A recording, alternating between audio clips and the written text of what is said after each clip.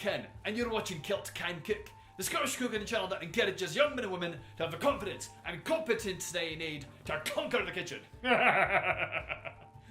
Do you know how to cook Cajun food? Me neither.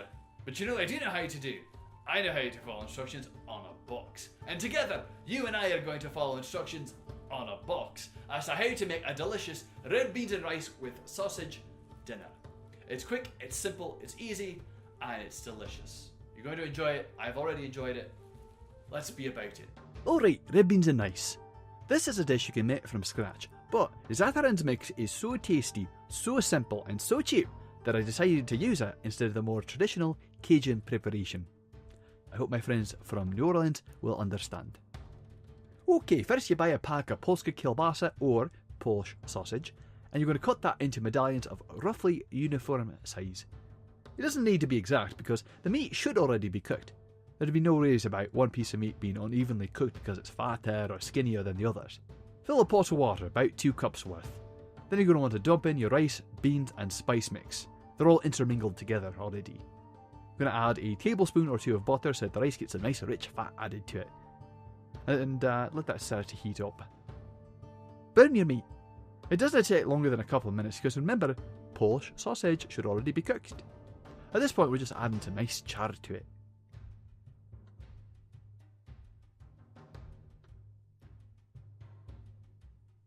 When your water starts to boil, it's time to turn the heat down and get ready to add your meat.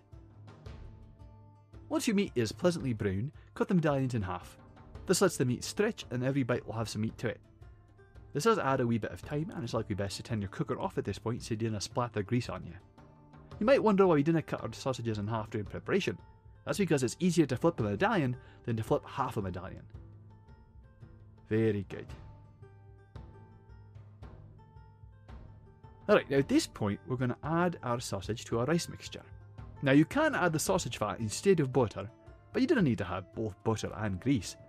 There is such a thing as too much of a good thing. It's called diabetes. Alright, stir it up. Just going to let it sit on low heat until the rice is cooked. Usually you cover the pot with a lid, but past videos have shown me that it doesn't look that good on camera when I incorporate a lid to it. Drain your grease into a tin. Don't wash it down the drain or you'll need a plumber to come and fix your pipes. The best way to know if your rice is cooked is to taste it. Everyone likes the rice a little bit differently. Some like it totally mushy, some like it with a wee bit of resistance but not crunchy. Figure out for yourself what you prefer and aim for that. And that's red beans and rice. This particular recipe with the pound of Polish sausage makes about 4 medium-sized bowls. Well, that's our show. I hope you enjoyed yourself and I hope you learned something. Specifically, I hope you learned that you can make red beans and rice provided you got yourself a nice handy box full of instructions and ingredients. Well, these are leftovers that I had in my freezer for 2 months, and I didn't know when I'd get the chance to film this part of the episode.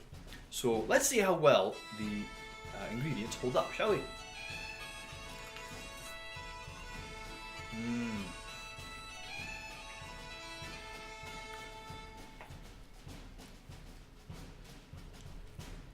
I'm not gonna lie, it tastes better than when I first put it in. The flavours have permeated better, the rice is more supple, less al dente. Give it a go. You know, if you want a nice, cheap, simple recipe that will store forever, try Zatarain's red beans and rice and polska kielbasa sausage. It's delicious. But in the meantime, you're watching Kilt Can Cook, the Scottish cooking channel that encourages young men and women to have the confidence and competence they need to conquer the kitchen. Now if you excuse me, I've got some leftovers to polish off.